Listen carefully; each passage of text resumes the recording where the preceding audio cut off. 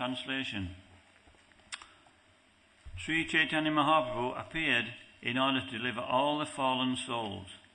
Therefore, he devised many methods to liberate them from the clutches of Maya. In response, please. Sri Chaitanya Mahaprabhu appeared in order to deliver all the fallen souls. Therefore, he devised many methods to liberate them from the clutches of Maya. Purport by His Divine Grace, A.C. Bhaktivedanta Swami Srila Prabhupada. It is the concern of the Acharya to show mercy to the fallen souls. In this concern, Desha Kala Patra, the place, time and the object, should be taken into consideration. Since the European and American boys and girls in our Krishna conscious movement preach together, less intelligent men criticize that they are mingling without restriction. In Europe and America, boys and girls mingle unrestrictedly and have equal rights. Therefore, it is not possible to completely separate the men from the women. However, we are thoroughly instructing both men and women how to preach, and actually they are preaching wonderfully. Of course, we very strictly prohibit illicit sex. Boys and girls who are not married are not allowed to sleep together or live together, and there are separate arrangements for boys and girls in every temple. Grihastas live outside the temple, for in the temple we do not allow even husband and wife to live together. The results of this are wonderful. Both men and women are preaching the gospel of Lord Chaitanya Mahaprabhu and Lord Krishna with redoubled strength. In this verse, the word Sabha Nistarite Kare Chaturi Apara indicate that Sri Chaitanya Mahaprabhu wanted to deliver one and all. Therefore, it is a principle that a preacher must strictly follow the rules and regulations laid down in the Shastras, yet at the same time devise a means by which the preaching work is to reclaim the fallen may go on with full force. Om Gantimirandasya Gyananjana Shalakaya Chakshurun Militam Jena Tasmai Shri Guruve Namaha Sri Chaitanya Manobhishtam Stapitam Yena Bhutale Swayam Rupa Kadamayam Dadati Svapadantikam Vandeham Shri Guru Sri Yuta Padakamalam Shri Gurun Vaishnavamscha Shri Rupam Sagrajatam Sahagana Raghunatham Vitam Tam Sajivam Saddutam Sahitam Krishna Chaitanya Devam Radha Krishna Padam Sahagana Lalita Shri Vishakam Vitamscha He Krishna Karuna Sindhu Dinabandho Jagatpate Gopesha Gopika Kanta Radha Kanta Namostute Tapcha Kanchana Gorangi Radhe Vrindavanishvari Vrishavanu Sute Devi Pranamami Hari Priye Panchakalpatarubhyascha Kripa Sindhu Bhayevacha Patitanam Pavanebhyo Vaishnavebhyo Namo Namaha Jaya Shri Krishna Chaitanya Prabhu Nityananda Sri Advaita Gadadhar Sri Vasadi Gaura Bhakta Vrinda Hare Krishna Krishna Krishna Hare Hare Hare Rama Rama Rama Hare Hare. So before we start, I'll forget if I don't mention it now. His Ekadashi finishes at 11:20 something, is it? 11:39. So that's when we can break the fast. So this morning there'll be some Ekadashi Prashadam, and also there'll be grains for those who are going out. They can take the grains, and after 11:39 break the fast. Okay.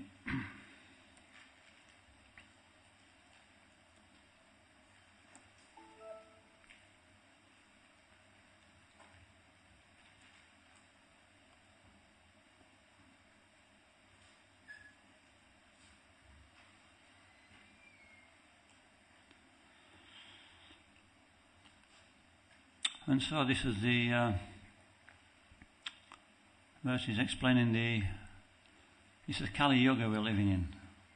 And the Kali Yuga means that it's an emergency situation. In Bhagavad Gita it says that there are, in the second chapter it explains about the emergency situation. And we may wonder, what's an emergency? Well, Kali Yuga is an emergency. It means that, 3/4 of religion, of our religious principles, are missing. Sometimes we think it's just truthfulness that's left. But actually we see there's not much truthfulness.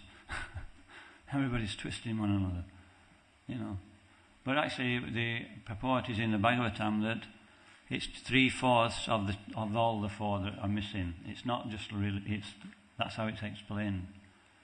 So we'll see that truthfulness is very much not followed. And now the other religions, the other four aspects are also not followed fully, but something is followed. And so with those bad qualities, in the age of Kali, we're fortunate to be able to take to any religious principle. And so, Bhagavatam is the shining light in this field of religious processes, because it says it's rejecting all cheating religion. In the beginning, Satya Yuga, people were naturally Vaishnavas. They were naturally pure. And so it wasn't difficult for them to take to the spiritual life. And then, obviously, the next stage became a little more difficult. But people were pure, or relatively they were interested in spiritual life. And then in the third age, they would follow religious principles. And in this age, they don't even do that. Very, very few people follow religious principles. And why do they follow them? Because they have some ulterior gain. It's not for the real goal, it's for some intermediate goal. And so it says, where's religious principles gone in this age? What's that verse? Krishna sva dhammapagate jnana janidibhi saha kalu nashta dusham esha purana unadoditaha. So we may ask where, because Krishna's left, and all good qualities, as soon as Krishna left, the Kali Yuga started to take full force. So it says it in the pages of the Srimad Bhagavatam. In the pages of the Srimad Bhagavatam. So this is why Bhagavatam class is so important. This is Sri Chaitanya Chaitamrita class, but this is just as important. And so we see that there's that in this age especially, there's an arrangement by the Lord to make sure that we get the medicine. The medicine is, it's like when we go to India, we can go to the Ayurvedic doctor and we can just get the medicine straight away. They even grind it, don't they, on the spot. You grind the herbs up and come back the next day and everything's there. There's your package. But when we come back from India, what do we have to do? We have to contact them, give them the message, then we have to arrange for a banker's draft to go there to cover the cost, and then they have to arrange for it to be sent here. It's probably 2 or 3 weeks later we actually get the result. And so this is like the age of Kali. We can't just get it directly. Things are so messed up. Even so much so that the Supreme Lord had to take people away from the Vedic scriptures. He had to take them off because people were just misusing them. This was after a very short time, a couple of 1,000 years. And then people started following Lord Buddha. And then after some time, when people were a little bit sane, they weren't slaughtering the animals, then he gradually get them back onto the path of following some authority, of understanding there was something different than the body. And so, through the agency of Lord Shiva and Shankaracharya, then we started to understand about monism. But this is not really very beneficial for the conditioned soul, because the tendency is to think monism, okay, same thing starts again, the old cycle, I'm God, and the whole thing starts to devolve again. We start thinking we can do anything. So Krishna's arranging so that we can gradually get the real thing. We're talking about acharyas a lot, so this is why I'm speaking about this, acharya. So then he sent Ramanujacharya. He came in the 1017, something like that.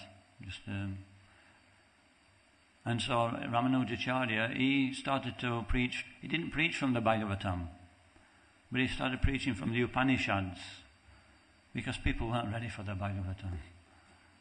And so Upanishadic laws, he started to introduce that there's three things, not just one, which everybody could recognize, that there's the material creation, and there's the individual living entity, and that there's the Supreme Personality of Godhead.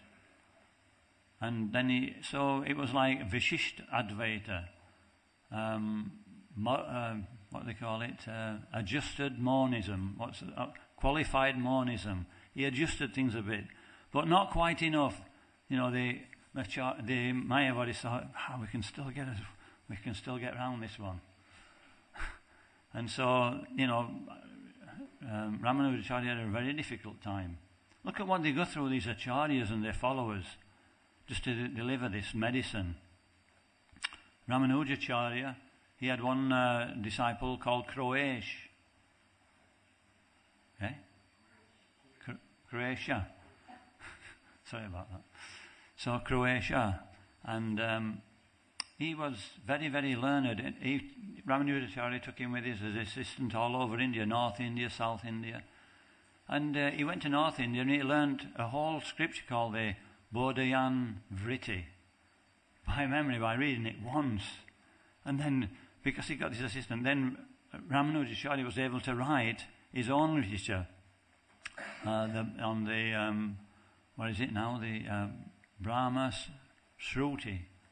And this was his first, weapon against the Mayavadis. But then Shaivism became very prominent. And so, there was Vaishnavism, Shaivism, and Monism. And they were pushing Vaishnavism out. Kolatundra, Kola, I think, was a king at that time. And he was a Shaivite. And he very strongly used to not just criticize the Vaishnavas, but treat them very brutally. And his men captured this Croatia. And another one, actually, there was two of Ramanujacharya's followers. And he tried to threaten them that you change to become Shaivites. And they wouldn't change. So what did he do? He plucked out their eyes. So it's not a small thing when we get this medicine. So great sacrifice. Then Ramanujacharya, he had to flee he had to go to Sri Rangam. And there he started to preach very vehemently, and he started to get a following there. But due to this monism and Shaivism, then he had to retreat to a place called Melkot, I think it was. So, once again, even though he'd become prominent, even in his own lifetime, the philosophy of Vaishnavism was being repressed. And so at that time, 100 years later, Madhavacharya came. I think it was 11th century. No, 9th century, sorry. No, 11th century. And he was born near Udupi. And from a very early age, he was known for his bodily strength. And I can't remember much about Madhavacharya, but basically, he started to preach very, very, very, very down-to-earth way. He made his points very, very easy to understand. so much so that his philosophy was also down to earth, because he had to try and get away from this Vashistadvaita, which was sort of giving monism a chance. So he preached, what did he preach? He went like this, didn't he? He preached there's God and there's a living entity, and that's it, more or less. So don't get mixed up. There's a difference. We're not God. And so all his philosophy, many scriptures he wrote around that. But then, of course, the Mayavadis are very expert in using the scriptures for their own particular use, and so they started getting inroads into that.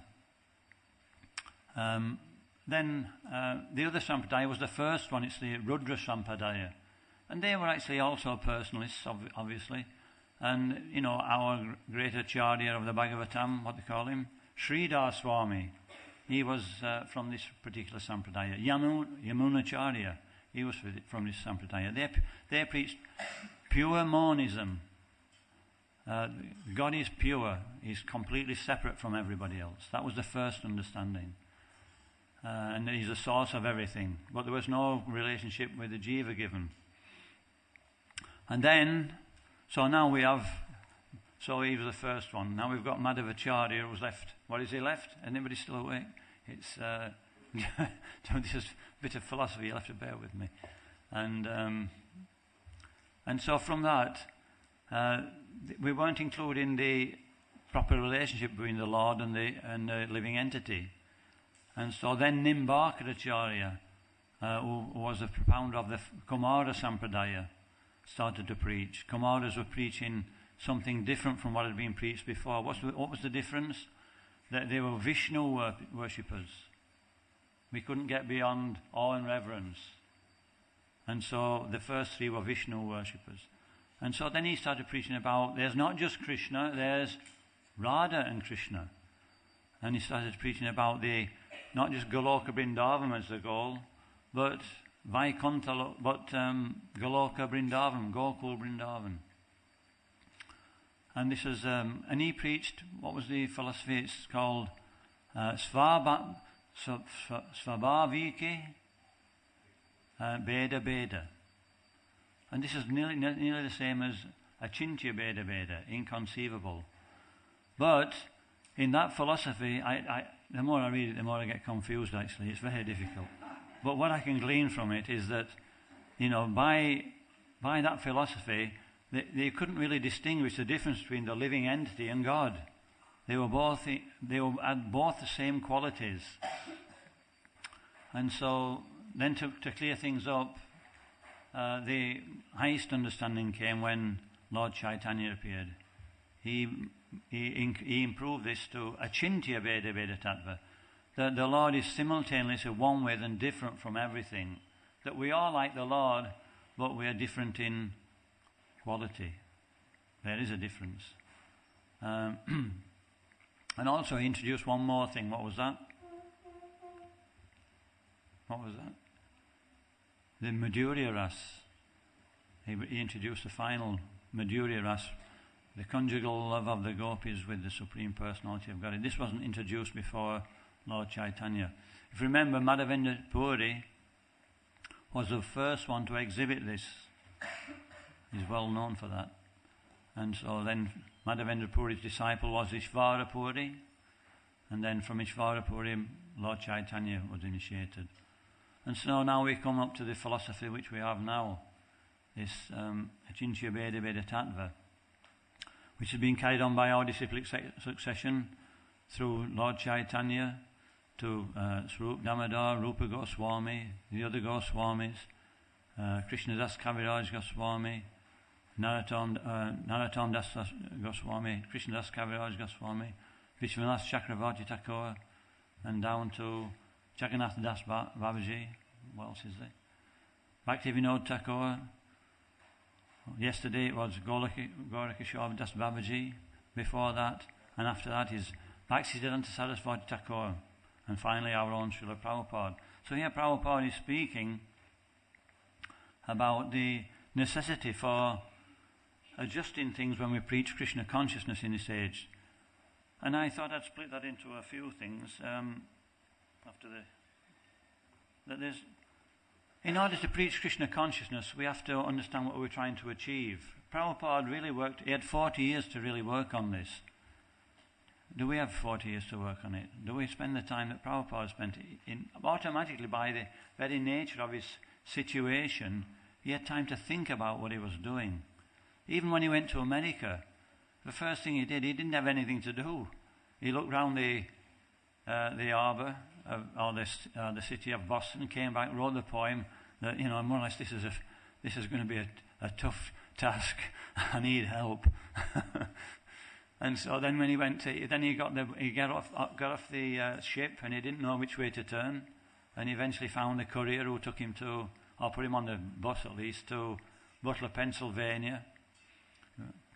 And then in Butler, Pennsylvania, he was in suburbia, just cooking his own tiffin and sharing it with the family and observing. Nobody to preach to. You can't preach to, the family are up in the morning, out working, too busy. And he did a few programs, but he was just observing people. Why? Because he wanted to have an understanding how to preach Krishna consciousness. And in the early days, Prabhupada, so he had a goal to go for. And he had what they call that word, this new word, what's going about. It's an old word, but it's in new terms. We've got to be careful. What they call that word? It's called why? No, it's not that one. It's called vision, that's it, vision. He had a vision. Now, do we have a vision? We've got a vision at 11:39 we take prasadam. But he had a bigger vision than that. Vision includes, he had, what's that word? It starts with S. Strategy, that's it. He had a strategy. And so we're going to talk a little bit about Prabhupada. He took time to have a strategy. What's a strategy? Now, mostly we're in the mode of passion, innit? You roll your sleeves up. And we get into it. What are you doing? What do you think I'm doing? But there's no real thought. There's no real thought behind it. And therefore, after a time, we find out that we're inventing the wheel again. And we're treading on people's toes again. And everybody's in conflict. Part of the movement's preaching this way, and part of the movement's preaching that way. And there may be a lack of cohesion. And so this is not really what Prabhupada wanted. When he was leaving this world, we'll come back to that actually. I was thinking, Prabhupada set up 4 principles.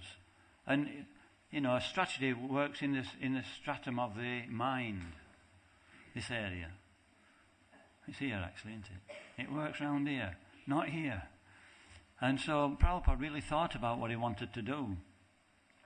And so he got 4 things which are real, what can you say? What's the word?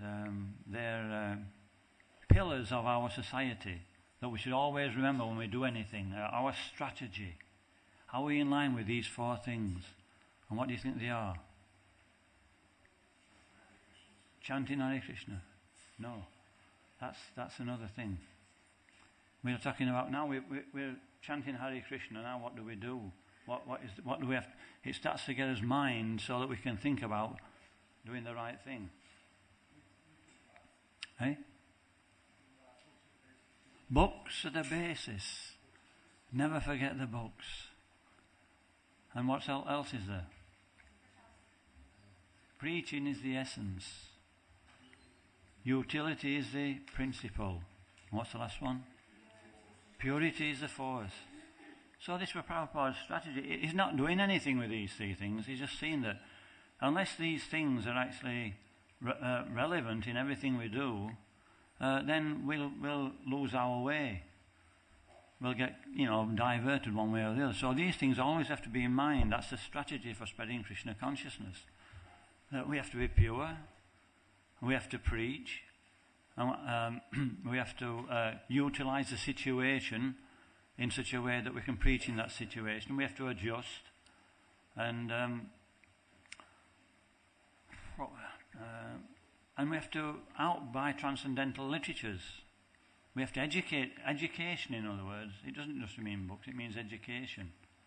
And so these things, 4 things, are our strategy for Krishna consciousness. So I thought I'd talk a little bit about these 4 things. And purity,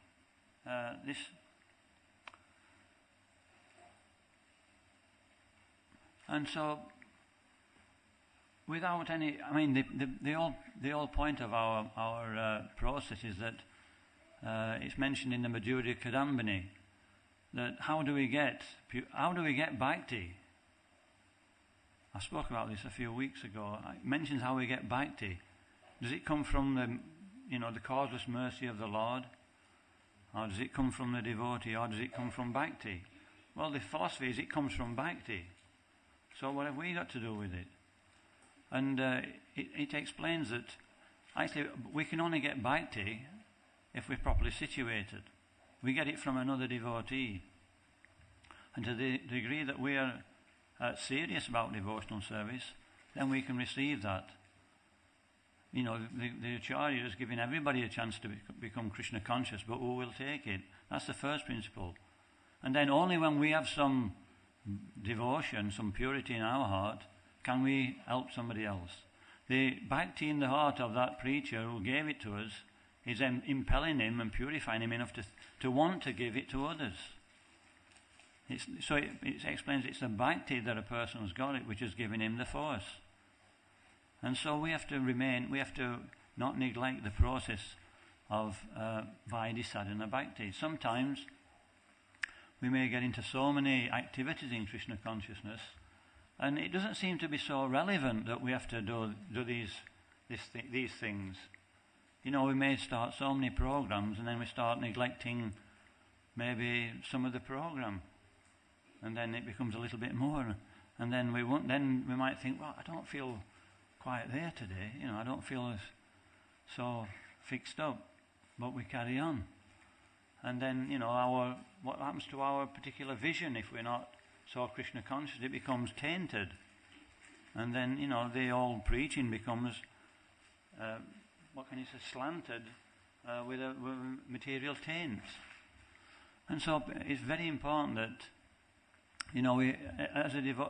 only devotees can change. The movement is made up. We talk about the ashram, ISKCON, and this and that. But actually, what's it made up of? It's made up of not necessarily just temples. It's made up of devotees. Certain things may go off track, but the devotee can remain on track. If the devotee remains on track, everything in relation to that devotee stays on track.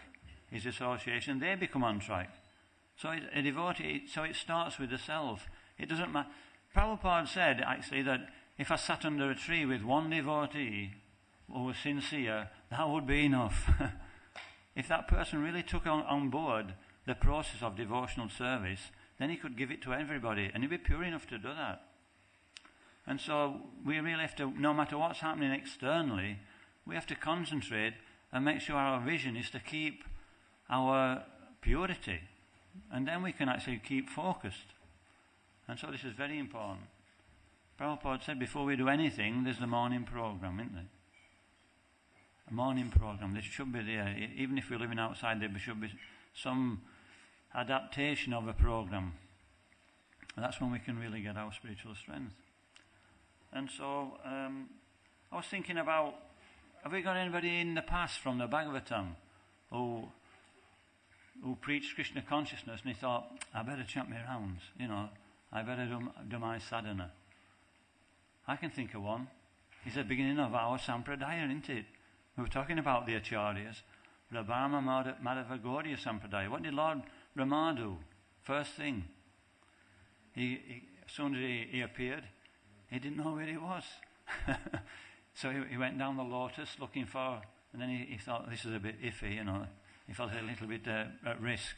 So he came back, and then he thought, he's got no option. He heard these words. What were those words? Tapa. What does tapa mean? It means we do austerity, or we do those things which we don't naturally want to do. And so the first thing that goes through the window when we get a little bit established is the things which we find difficult. And that's like getting up in the morning, chanting Hare Krishna, listening to Bhagavatam class, going through this austerity. But this tapa is what even Lord Brahma showed us he had to do. Then what did he do? He got the intelligence.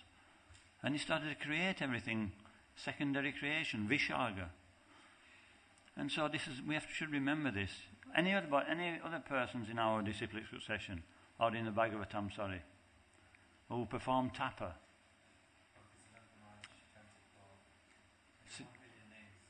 Yeah, I was thinking he was going to come later, but I was thinking in the Bhagavatam. Well, Bhaktisiddhanta Saraswati Thakur, he at some point he spent six years of austerity just chanting a whole day. I mean, did he need to do that? He's a Nitya Siddha. Why did he do it? Because he's got a taste, obviously. But it's a lesson to us that, you have to put the work in. If you put the work in, then you become qualified. Then you get the potency, isn't it? Hey?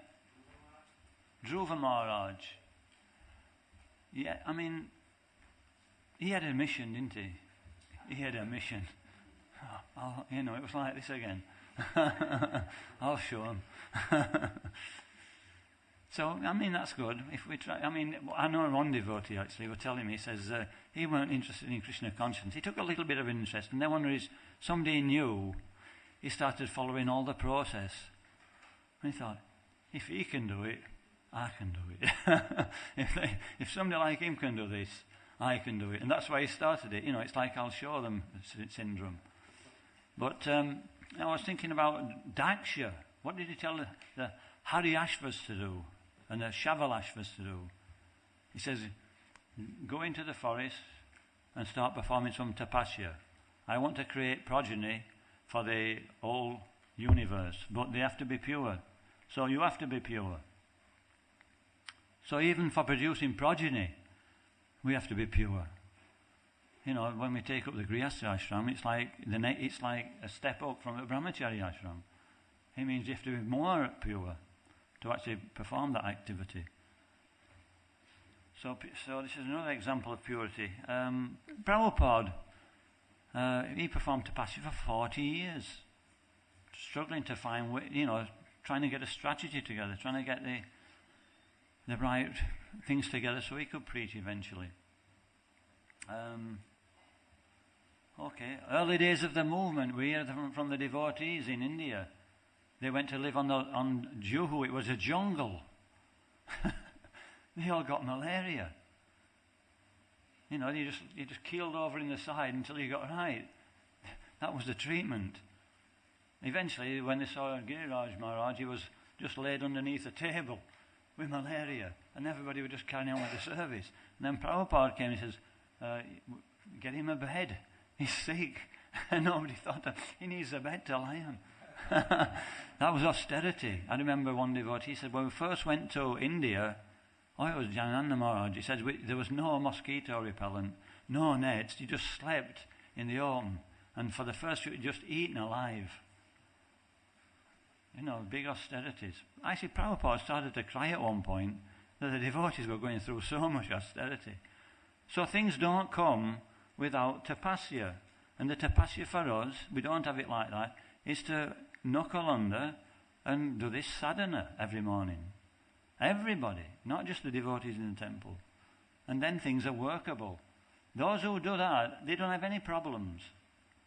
I spoke to one devotee yesterday, I'll not mention his name, but he was saying, I asked him, he said, I'm working on the underground, I've got a supervisor job now, so I don't have to work so much, 4 hours a day, and I can do my sadhana. He says, I wanted it like that. I've always been wondering why I have to work all day, for another 40 years. I'm supposed to be doing my sadhana. I want to go back to Godhead. And so he says, Krishna's arranged this for me. And I said, I've noticed that actually. Everybody who takes that austerity and not thinking about, actually applying the philosophy, then Krishna makes all the arrangements.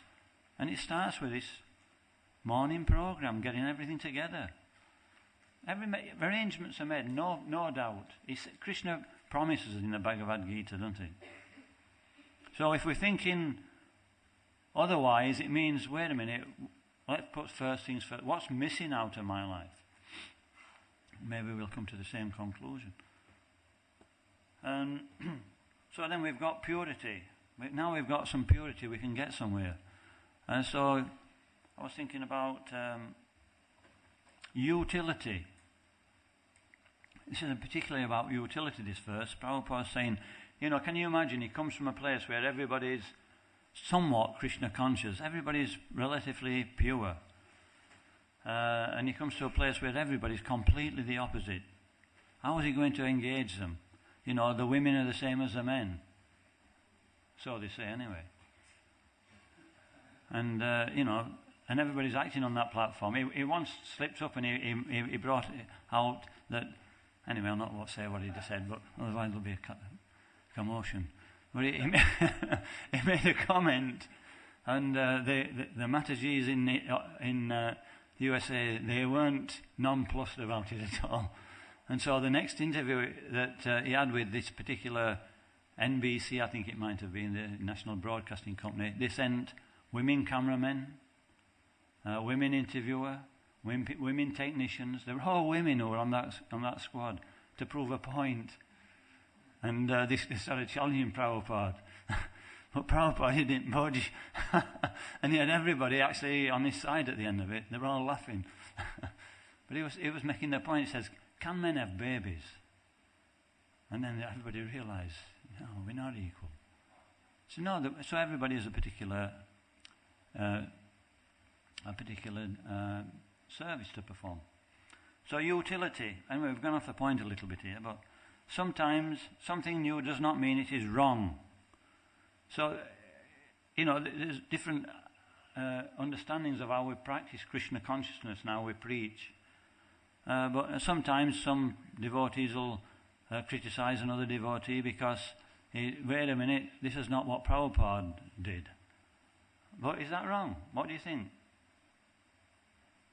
What's your understanding? Hey? Kaladesha Patra. But, how do we apply it? So we don't even change a word of Prabhupada's literatures. We go to the planet of the trees. We want to go to the planet of the trees. Don't change it, that's correct. And then one devotee thought, maybe there's some mistake here. It's only once mentioned in the Bhagavatam that we should go to the planet of the trees. It's not. Then, maybe it's pitris. And then he read all the text. Yes, it makes sense. The pitris. You don't change it. No, we have to. We've got to change things. We change things to time, place, and circumstance. And so somebody will be using a little bit, changing things a little bit, and coming round the back, But it's accepted if it makes a person Krishna conscious, and that person doesn't lose his Krishna consciousness. This is a principle. Catch the fish but don't get wet.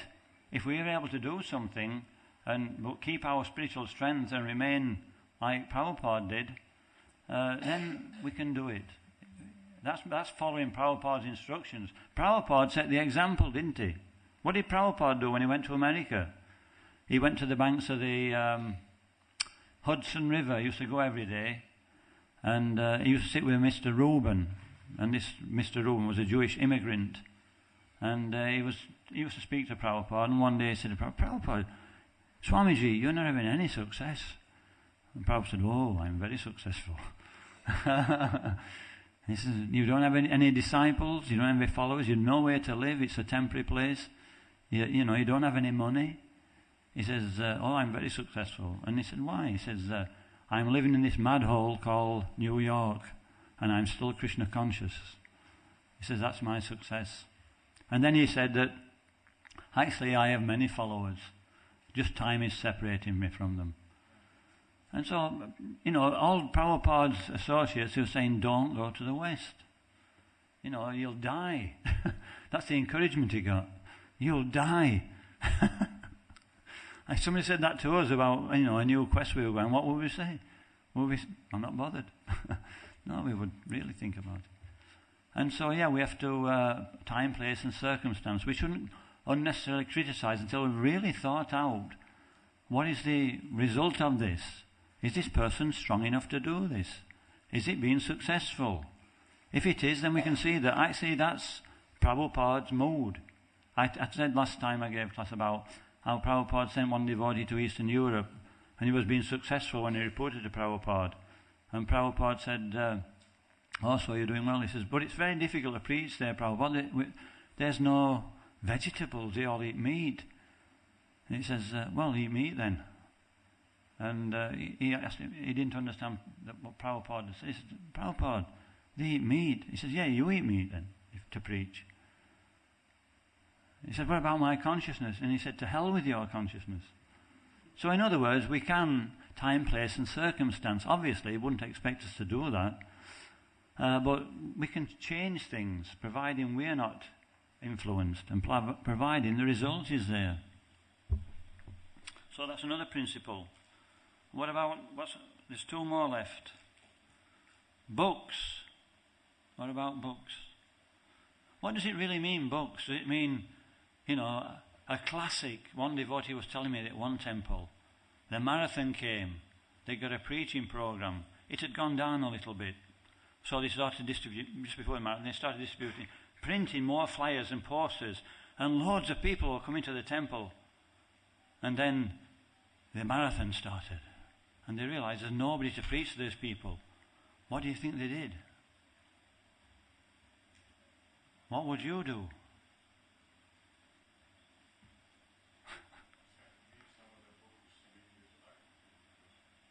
You would think so. They stopped printing the leaflets. They stopped putting the posters up. There were too many people coming to the temple. You know what I mean? They're all out doing books, trying to get people to come to the temple. And so, we have to, what is the basis of book distribution? It's to get people to the temple. And so therefore, the book distribution, the book distributors, they have to be educated.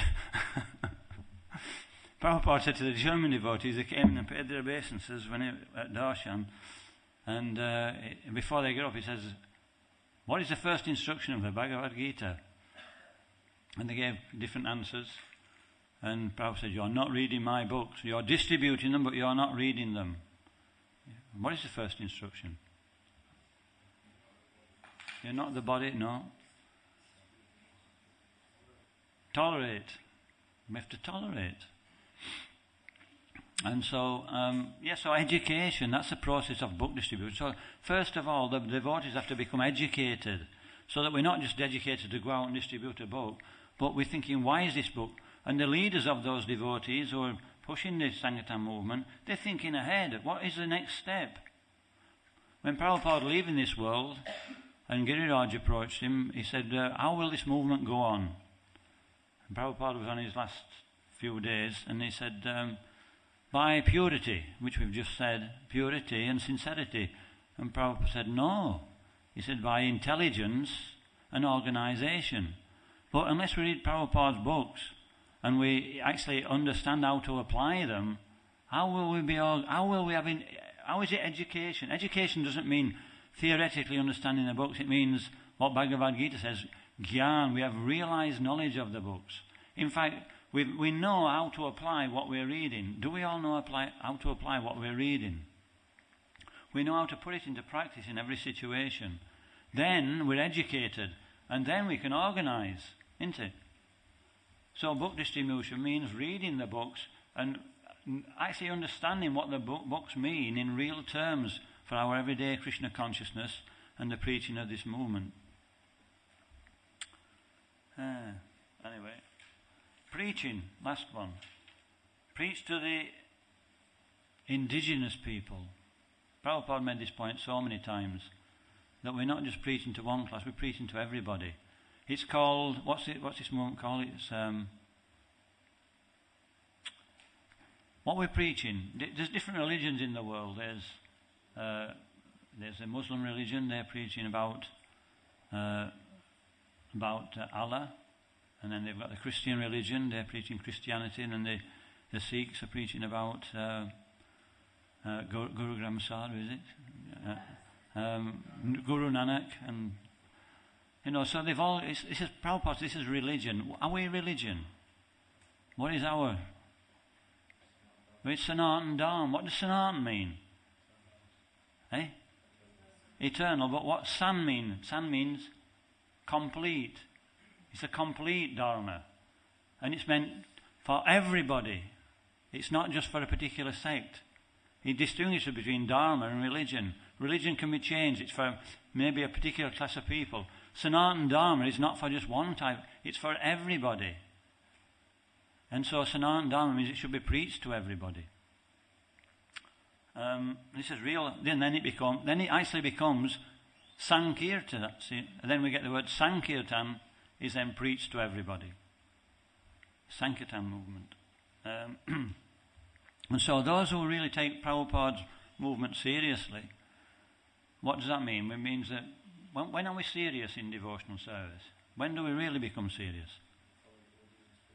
When we start to follow orders of a spiritual master. And officially, Prabhupada officially took initiation before he actually took initiation. He took the vows later, but he'd actually accepted this process and he'd accepted his spiritual master. But when those who are actually to take the vows that they're going to follow the instruction of the spiritual master, then they should follow that and should preach. This is the main instruction. Make our lives perfect and then work for the benefit of society.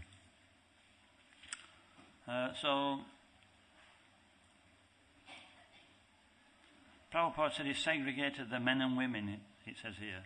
So how did he segregate them? He was very intelligent. He used the philosophy very nicely. He segregated them externally on bodily platform, kept them apart. But then on the spiritual platform, they did the same things. So he showed actually Achinchya Bheda Bheda, simultaneously one and different. On the bodily platform, they're separate, and we keep them separate. It's practical. But on the spiritual platform, he says that these Matajis, these lady disciples of mine, they're just like their God brothers. There's no difference. And so, in practicing Krishna consciousness, if what a purified soul, it's the bodily designation is not of any consequence anymore. So, and so on this point that if we become serious about Krishna consciousness, what is our main activity in this movement? What is it? It's chanting, hearing and chanting. And what's Prabhupada's mood? Why are we actually... We're undergoing initiation too because we're serious, we want to go back to Godhead. But what's Prabhupada's mood? To take as many people back with us. And so whether we're in Grihastha life or Brahmachari life or Vanaprastha life, Sannyas life, it doesn't matter. The priority is, if we are so serious to take shelter of a spiritual master, is that's the priority in our life. Just like this devotee I spoke to. It was in Soho actually. And he'd come to that conclusion, why am I spending all my life just trying to maintain? And so Krishna will maintain Grihasthas as well, don't worry. If we have that mood. There's many Grihasthas are doing that. They're depending on Krishna.